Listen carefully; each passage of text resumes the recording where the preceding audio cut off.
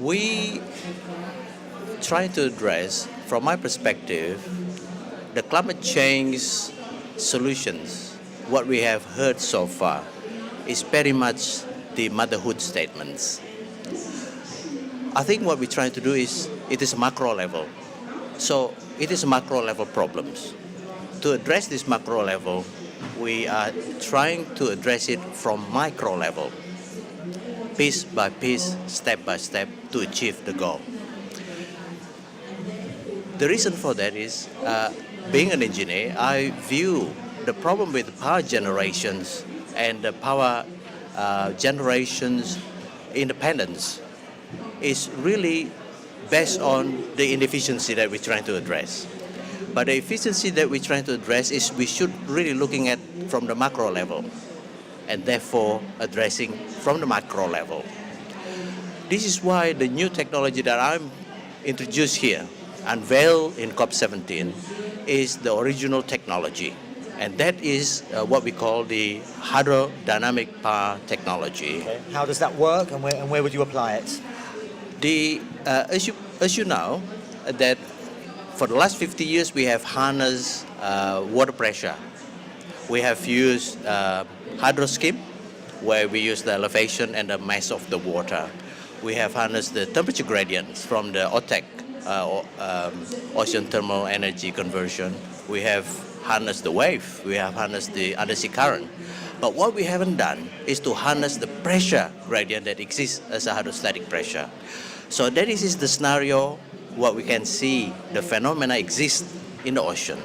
Now what I have done is to take that phenomena onto the land and duplicate that and place that phenomena inside a water tower.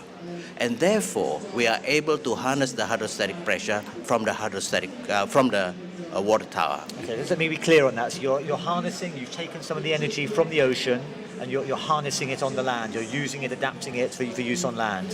What I'm doing is the phenomena exist in the ocean.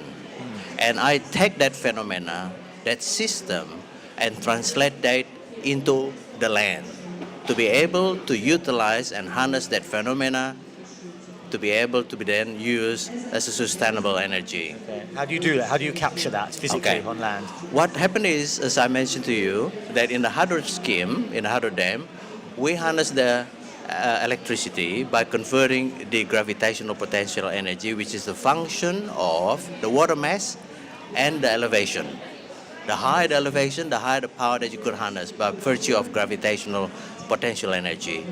In hydro scheme, the power, the hydrostatic pressure, is contained within the water tower. So the higher the water tower is, the higher the hydrostatic pressure, and therefore the higher energy that we could, the high hydrostatic pressure energy that we could convert into usable electricity. Now, the key is how you repeat this cycle.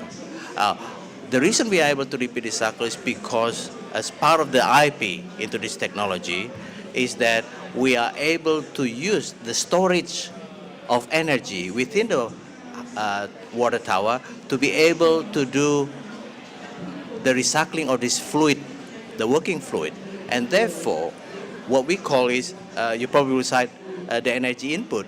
So the energy input is through this working fluid, become working fluid derived water column potential energy. Okay, but we would have a whole series of water tanks, water towers, servicing our energy needs. Correct. Yeah. What happened is we have optimized the design. Now you probably will say, why don't we doing it 1,000 megawatts size for the tank? What happened is, we are having a technical limitations and the optimization into this design. So what happened is, per 1 megawatt generating capacity, they will consist of 4 towers. The total area that will occupy is 450 square meters, and the tower height is 25 meters. That will be enough electricity for 1.3 million households in the Western society standards. And is this technology that can be applied relatively cheaply and some distance away from oceans as well? Correct. The reason is we're always advocating an affordable baseload power generation. Means that it should be available 24 hours, 7 days a week. This technology will provide that capabilities and can be installed anywhere, right through to remote and isolated areas and off-grid areas in the most affordable way. Okay, so it's relatively simple. It's effective. It's not too expensive. Are we going to see these water towers across the world sometime in the near future? Currently, we have received the project approvals in Australia. This representing 1,000 megawatt at northern part of Tasmania in Devonport. We have received this project approval from the Environmental Protection Agencies, which is the highest authority to approve this project. Now, this 1,000 megawatt project is totally privately funded without any subsidy from the government, and this represents the world's first largest renewable energy in the world. And I'm very pleased to be able to unveil this in COP17, that there is a hope, that there is the opportunity to be able to utilize this available technology as part of the solution towards the climate change, not in the motherhood statement perspective, but in the definitive, achievable perspective.